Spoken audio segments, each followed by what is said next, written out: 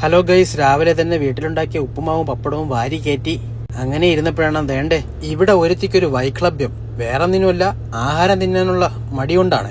അങ്ങനെ തിന്ന പ്ലേറ്റ് കഴുകി വെച്ചതിന് ശേഷം ഇവറ്റകൾ രണ്ടിനെയും വാരി പറക്കി വണ്ടിക്കകത്തിട്ട് അടച്ചിട്ട് നേരെ ഞങ്ങളൊരു സിനിമയ്ക്ക് പോവുകയാണ് ഗൈസ്. അങ്ങനെ നമ്മൾ തിയേറ്ററിന്റെ മുമ്പിലെത്തി വണ്ടിയൊക്കെ പാർക്ക് ചെയ്തതിനു ശേഷം നേരെ ടിക്കറ്റ് കൗണ്ടറിന്റെ മുമ്പിലെത്തി.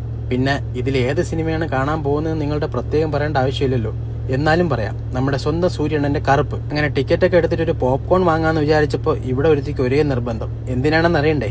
ഇതാണ്ട് ഈ ഒരു സാധനത്തിനായിരുന്നു. ഇപ്പൊ കണ്ടില്ല മുഖത്തെ പ്രസരിപ്പ്.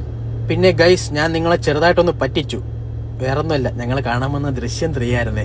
അങ്ങനെ എല്ലാവരെയും പറ്റിച്ചെന്ന വിശ്വാസത്തിൽ നല്ല സന്തോഷത്തോടു കൂടി സിനിമയെല്ലാം കണ്ടതിന് ശേഷം നേരെ ഞങ്ങൾ എത്തിപ്പെട്ടത് നമ്മുടെ നെടുമങ്ങാടുള്ള കുന്നിൽ ഹൈപ്പർ മാർക്കറ്റിലാണ്. അവിടെ വേണ്ട പുതിയതായിട്ട് ഒരു ചെറിയ റെസ്റ്റോറന്റ് ഒക്കെ സ്റ്റാർട്ട് ചെയ്തിട്ടുണ്ട്. അങ്ങനെ ഞാൻ പൊറോട്ടയും മുട്ടക്കറിയും കഴിച്ചതിന് ശേഷം എന്റെ പെണ്ണും പിള്ളയ്ക്ക് ഒരു ഐസ്ക്രീം വാങ്ങിച്ചു കൊടുത്ത് അവള് കുടിച്ചോണ്ടിരിക്കുന്നതിനിടയ്ക്ക് വേണ്ട ഒരു കുരിപ്പ് അതിന്റെ ഇടയിൽ കൈയിട്ട് വരാൻ പോയിക്കണം.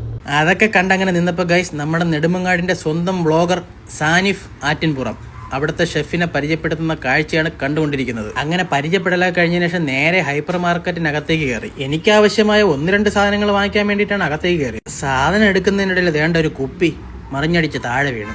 അതെല്ലാം വാരിപ്പിറക്കി മുകളിൽ വെച്ചതിന് ശേഷം നേരെ അടുത്ത സൈഡിലോട്ട് പോയി.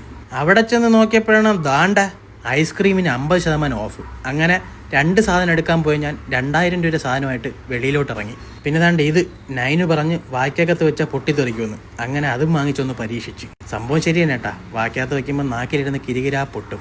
ഇതെല്ലാം കഴിഞ്ഞ് 2 കൊണ്ട് വീട്ടിൽ ചവിട്ടി ഇറക്കിയിട്ട് ഞാൻ നേരെ പോയത് നമ്മുടെ പുതുക്കുളങ്ങരയുള്ള മോട്ടോ ടൗണിലേക്ക്. നമ്മുടെ കരിമ്പുലിയെ ഒന്ന് കുളിപ്പിച്ച് കുട്ടപ്പനാക്കാൻ വേണ്ടിയിട്ട് പോയതാണേ.